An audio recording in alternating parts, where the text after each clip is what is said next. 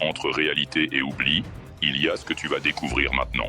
On pense souvent que notre histoire est connue, qu'elle suit une ligne claire, chronologique, vérifiable. Mais certaines découvertes dérangent cette ligne. Certaines vérités, trop anciennes ou trop puissantes, restent silencieuses. Dwarka en fait partie. Dans les textes sacrés de l'Inde, Dwarka est décrite comme la cité du dieu Krishna, une ville légendaire, érigée il y a plus de 5000 ans.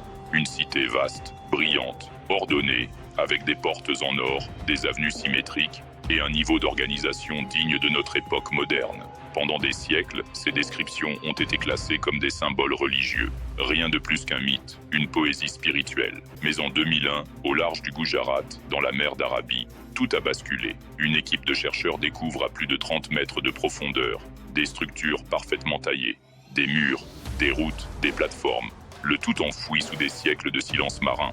Les analyses sont formelles, ces vestiges pourraient dater de 9000 ans, ce qui placerait Dwarka avant les pyramides d'Égypte, avant Sumer, avant Stonehenge. Mais plus troublant encore, ce n'est pas seulement l'ancienneté des ruines qui interpelle, c'est leur complexité, des systèmes de drainage souterrains, des blocs de pierre pesant plusieurs tonnes, taillés avec une précision chirurgicale, un plan d'urbanisme cohérent, pensé, avancé, trop avancé pour ce que nous pensions des civilisations anciennes.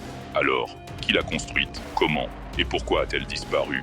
Officiellement, les fouilles ont été suspendues. Officieusement, des images continuent de circuler dans des cercles restreints, des données sonars, des fragments, des choses qu'on ne montre pas.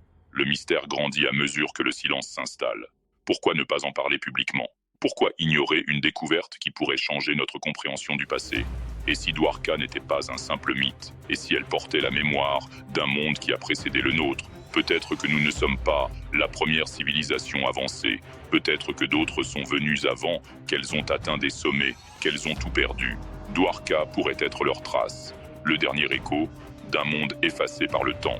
Je n'ai fait que poser les faits. À toi maintenant de confronter ce que tu crois.